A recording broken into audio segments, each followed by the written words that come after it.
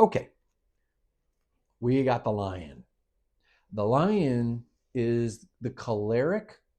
The choleric is all about expressing to a large number, like a seven, eight, nine, but wanting very little in terms of feedback from other people. So when a lion rolls up in the room, they take charge. They take charge of what's being done, of what's being said. They tend to be very powerful, aggressive, and dominant. And that has a degree of extremes, some highly extreme and some a little mellower. But they're tending to think kind of like the melancholy, where they're thinking about the next thing to get done. But where they're different is the lion can organize people and organize groups to follow them to get lots of things done, which is why you'll find them in positions of political leadership. You'll find these folks at the pulpit as pastors. They tend to rally, galvanize, and organize, and they can have great fervor, like Hitler. I know that's a negative example, but we all know that fervor and that he crystallized people and they followed him to the point of radical behavior. But we can also see that in the form of pastoral leadership, where you see highly charming, very intelligent, visionary people. You see this in political figures. One of the things that you know when you're dealing with a lion, they tend to be the people that suck the air out of the room, where they just have a presence about them.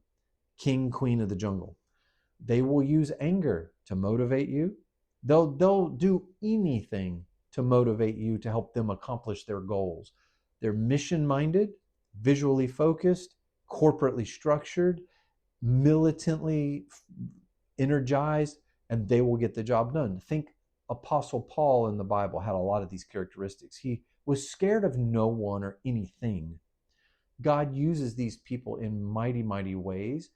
I see a lot of them in my office, and they benefit greatly when they learn their temperament because they often think everyone's like them.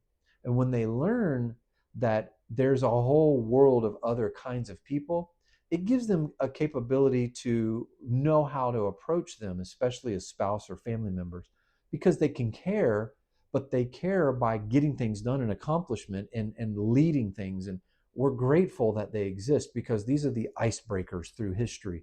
They will break through the wall. They will stay at the job. When they encounter an obstacle, they will explode the obstacle. They do not like friction points. They will go past those to create solutions.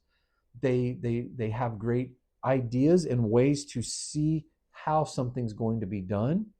One of the challenges with the choleric or the lion is they tend to resent the weaknesses in other people, anyone, any way.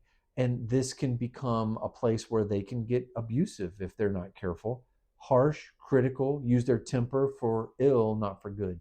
But they can also advocate and lead great causes and debate. I mean, they kind of like to argue.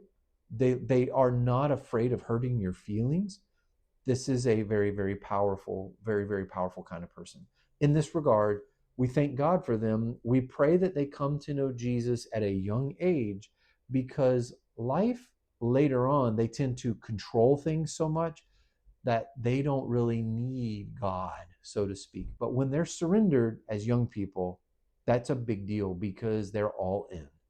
They become pastors, they become leaders, they become assertive people who get stuff done. They become advocates to take a stand for what's right. That's your lion or your choleric.